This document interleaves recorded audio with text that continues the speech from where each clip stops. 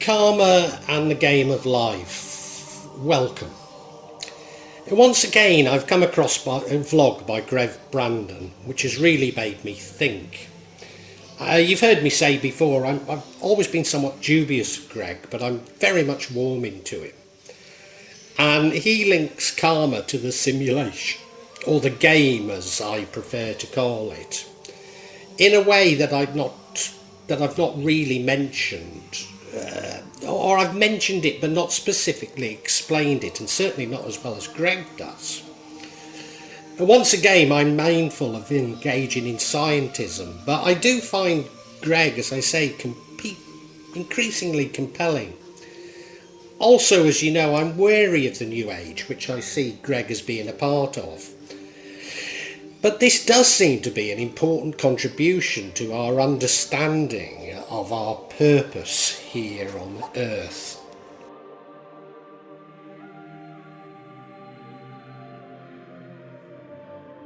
The simulation. In the past, I've talked about the matrix, the game of life, holographic consciousness, and the consciousness matrix. Now, I'm not certain that we live in a computer simulation, but certainly don't discount it. But that's the reason that I prefer to call it a game. Indeed, we don't need to see it as a simulation for these theories to have some resonance. Simply, we need to understand that we interact with and can maybe change what we call our reality. Now, physical matter was all joined at the point of creation, so all things are connected through time. But as I argue, time is a human construct. In fact, I even argue that it's a human constraint. And this is the quantum entanglement that I've spoken of previously. This would mean that the Big Bang Theory is probably valid, because what it involves is a massive release of energy. Energy itself was compressed into a minuscule size. Greg talks of it the size of a pea. This means that everything was once energetically connected. The Big Bang began with the expansion of this energy, which is continuing to expand, and with it information. Although, of course, this is dependent on a notion of time, which I largely reject. I'm not arguing against God as the creator, simply that he created this energy, this sort of chicken and egg thing that you'll have heard me talk about so many times. So instead of seeing us as subjected to immovable mechanical laws, we're actually a part of these laws, or reprogramming the code that is around us, the code which affects all of our lives. But this would also explain how we're connected to everything. Now, I've always seen this in an animistic sense and never really talked of it in terms of energy. Although I've talked of energy, it's just that this seems to put the whole thing together. And I've also talked about Newton, and Newton's laws of motion seem particularly valid here. And these are that a body at rest will remain at rest, and a body in motion will remain in motion, unless it's acted upon by an external body. The second one, that the force acting upon an object is equal to its mass times its acceleration. And finally, the one that you all know, and maybe the most important, that every action has an equal and opposite reaction. Consciousness and change. Physicists appear to suggest that our universe's expansion is limited, but at the edges, complexity increases. There are limits on the limits on complexity appear to be infinite. So our potential for experience appears to be infinite. But they only seem to be a repetition of past experiences. And now in tarot, there's the Wheel of Fortune, there's the World cards, and I talk of cycles and learning from cycles, and cycles repeating themselves if we don't actually learn from them. And this would seem to fit into that. All too often we move from a unsatisfactory, I wrote bad, but I mean unsatisfactory situation, only to find these situations repeating themselves in completely new circumstances. So the only way that we really solve our problems is to change ourselves, not to change what we perceive to be the environment. Although, as you'll hear later, it's one and the same. Now, I've argued that all is consciousness and that we co-create our environment with God, that we change our reality through our consciousness. So hence if we change ourselves, we change our environment. As we change our thoughts, it changes our chemical balance within our body, and this generates more thoughts based on these original thoughts. So if we have good thoughts, we have more good thoughts, and if we have bad thoughts, we have bad thoughts. But we actually need to feel these thoughts, not simply hold them as ideas. The mind and the body must be in harmony. So we're working with both an inner energy and with the mind. As you'll know, I'm somewhat scathing about the law of attraction. But this is sometimes said in the law of attraction, it's behaving as though you've already created the change. Certainly this is something that is very common within Buddhism. For me, it seems to work best when I put a physical energy, or a passion if you like, into my manifesting, rather than simply keeping it at the cerebral level. And of course, if you think of chaos magicians, the creation of sigils is very much a part of this. You may recall that I was kept waiting for some 4.5 months for my UK passport to be issued, despite my mother dying, needing to have my passport. I tried everything. I got angry. I broke down in tears. Got angry again, broke down in tears again, etc., etc. But the day after I accepted I'd not get my passport in time, even resolving to renounce my British nationality and making this known to all around me, my passport arrived. So we have the tools within ourselves to change our environment.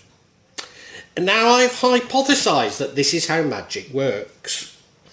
As a healer, I convince the patient of a more positive reality, encouraging them to change their vibrations and therefore to change their reality.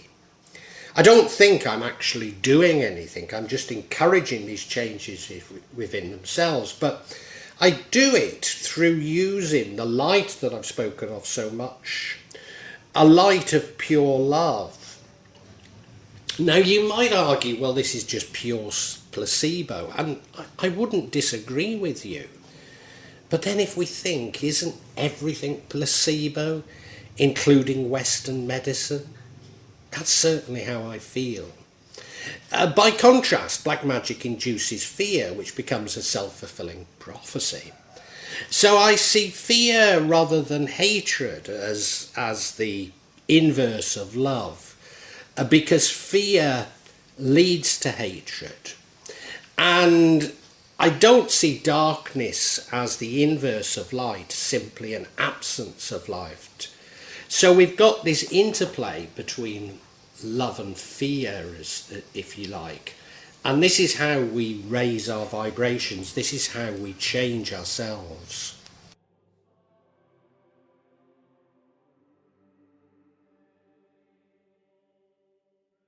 Consciousness and karma. Greg merges this with what he calls the simulation, but in particular with Newton's laws. So to recap, the first law, a body at rest will remain at rest, and a body in motion will remain in motion unless it's acted upon by an external body. So the energy of our lives remains constant unless we initiate change within ourselves. If we want to create change, we must do it through ourselves. If we do nothing, nothing will change in our lives. Through our energy, or what I call raising our vibration. So we change our actual physical chemistry through consciousness, and our energy therefore changes our environment because of this, we're all linked, this quantum entanglement. But in creating this change in ourselves, we create a change in our environment, or as I say, Greg calls this the simulation. In other words, we get back what we put out. So if we raise our vibration, our world gets better, because everything is linked through energy. Maybe this also explains my view that some of us are merely avatars, meet golem or automata if you like. And these would be people who are not attempting to change the universe, simply at rest within it. In my Dark Night of the Soul vlog, and indeed others, I've argued that maybe we create this reaction in what we see as others. Now I have to say that this view is dangerously close to solipsism, which I definitely reject. But are we not attracting the behaviour that we anticipate or expect? So maybe these people are not narcissists, as I've claimed they are, nor avatars, as I've claimed they are, but actors, merely reflecting our own feelings, something that I explore in my vlog, We're Only Acting. Secondly, the force acting upon an object is equal to its mass times its acceleration. So the bigger the energy we want to change, the more energy we need to put it, and the more energy it will take to change it. For example, when we're sick, it'll take more energy to change it than when we are feeling healthy. Thirdly, for every action there's an equal and opposite reaction. So what we put out comes back to us. This is the do unto others as we would want them to do unto us. So this is the karma that many people speak of, or as I call it, the reaction of nature of a lamb to our own actions or our own feelings. Indeed, I'd already spotted this and commented on it, but I'd not linked it to karma or a lamb. So what Greg points out is that it's more about thinking. It's more than about thinking, which is something that I'm guilty of. I overthink. We must create actual change through raising our vibrations, actually creating a new output. And of course this is linked to a concept like forfeit, sacrifice, Faustian pacts even. Because if we change our environment through hatred, pride or greed, there will be a reaction, a forfeit, if you like. All too often, those who are incredibly rich suffer from major personal tragedy. And I think this is an indication of exactly what I'm saying here. Now, I realise that many scientists amongst you will now, at this point, be going, this is scientism, and you're shouting, no, this isn't what Newton meant. But remember, Newton himself was an occultist and an alchemist. In fact, he wrote a translation of Hermes Trismegistus, the Emerald Tablets. In fact, he wrote far more on these subjects than he did on science itself.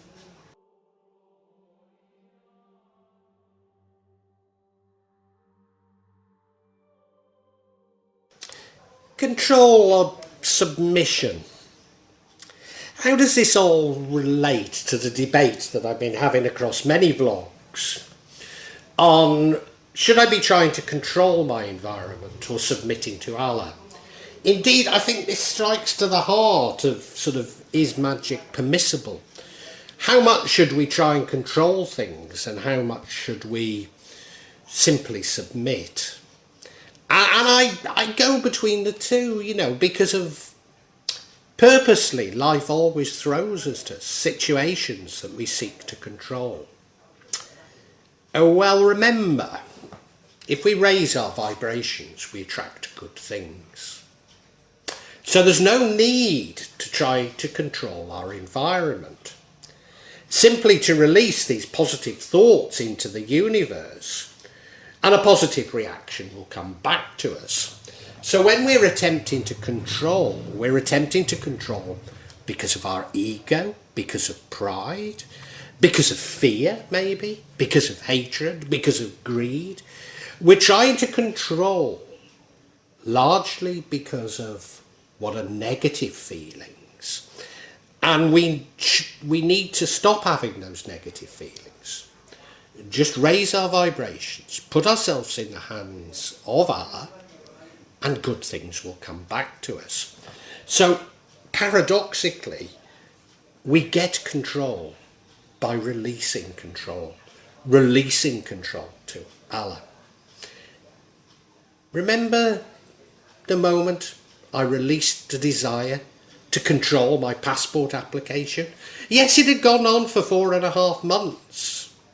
I'd been passed from pillar to post, you know, they have helplines, don't they?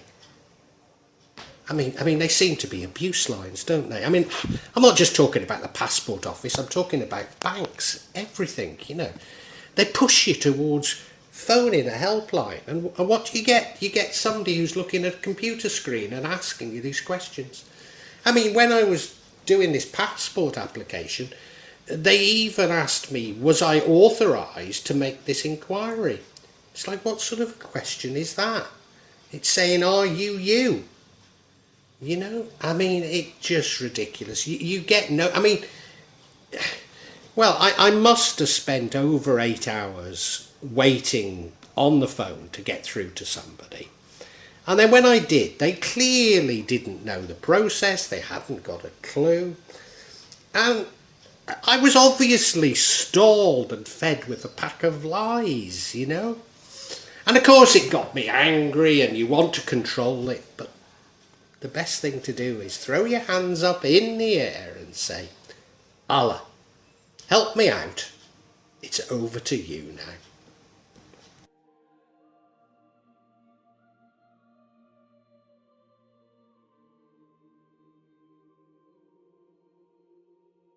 Well, I really hope you've enjoyed this vlog. And if you have, can you help me out a little? Subscribe to the channel, hit the bell, and then you'll be notified of future vlogs.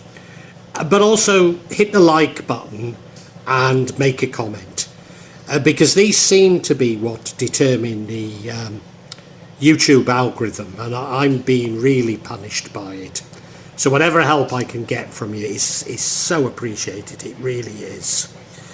When I started this, I was going to do it this section, the real magic of Java. I was going to issue maybe every 2-3 months. Now it's happening maybe every 2 or 3 days. So yeah, if you hit the bell, you'll hear about it. And thank you so much. Thank you for listening. Really heartfelt thanks.